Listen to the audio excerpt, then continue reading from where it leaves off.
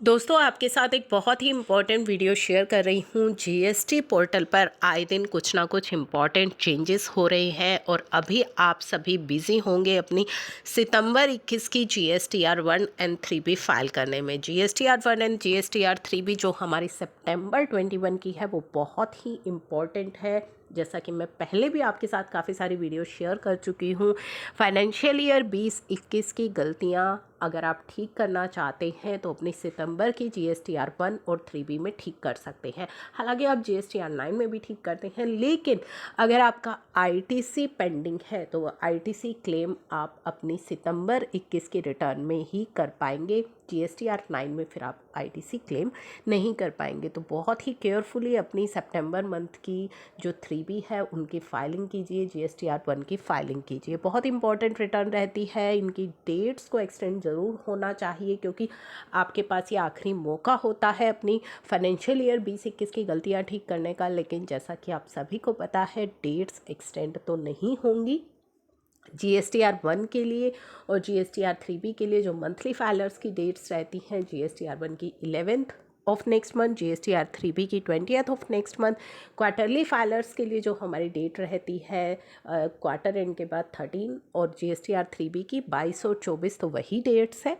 इस वीडियो में हम बात कर रहे हैं कुछ इंपॉर्टेंट फंक्शनैलिटीज़ की जो जीएसटी पोर्टल पर आपको दिखाई देंगी। सबसे पहली और सबसे इम्पॉर्टेंट जो है वो है ऑटो कैलकुलेशन ऑफ इंटरेस्ट। जी हाँ, जीएसटीआर 3B में अगर आप टैक्स की पेमेंट को लेट करते हैं तो आपको इंटरेस्ट पे करना पड़ता है और इस इंटरेस्ट की कैलकुलेशन को लेके बहुत ही ज़्यादा कन्फ्यूजन रहती है। कब से इंटरेस्ट लगेगा, कितना लगेगा, कैसे इसकी कैलकुलेशन होगी, इन सारी चीज़ों से अब आपको परेशान नहीं होना है क्योंकि जल्दी ही पोर्टल आपको ये फैसिलिटी देगा कि आपका जो इंटरेस्ट है वो ऑटो कैलकुलेट होकर के आपकी 3B के अंदर आएगा। जी हाँ, जीएसटीएन के रिसेंट वेबिनार में ये सारे डिस्कशन किया गया है इन फैसिलिटीज़ को लेकर के।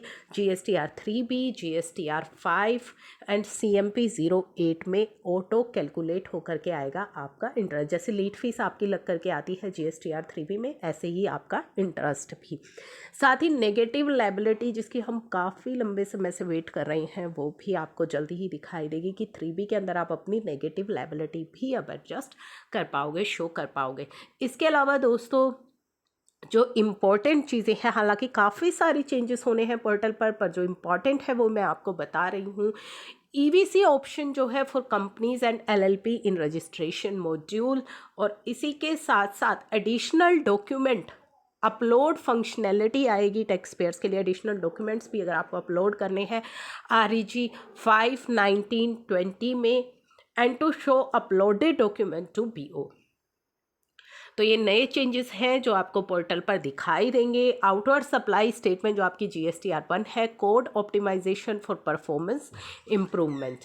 इसी के साथ साथ annual aggregate turnover and validation in returns and registration.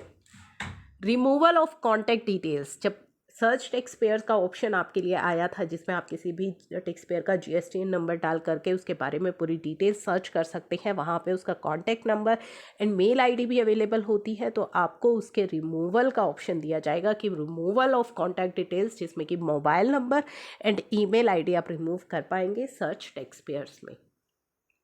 तो ये कुछ इंपॉर्टेंट फंक्शनैलिटी है जो आने वाली है जीएसटी पोर्टल पर। इसका सोर्स भी जीएसटी टेक है क्योंकि उनके वेबिनार से ये इन्फॉर्मेशन निकल करके आई है। बहुत ही इंपॉर्टेंट रहेंगी ये फंक्शनैलिटी आपके लिए काफ़ी बड़ा रिलीफ लेकर के आने वाली हैं।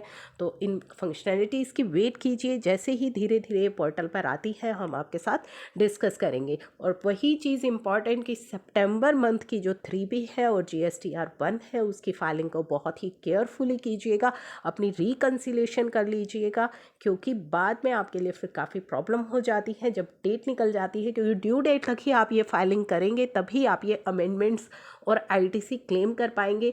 अगर ड्यू डेट के बाद आप अपनी फाइलिंग करेंगे तो आप ये चेंजेस नहीं कर पाएंगे।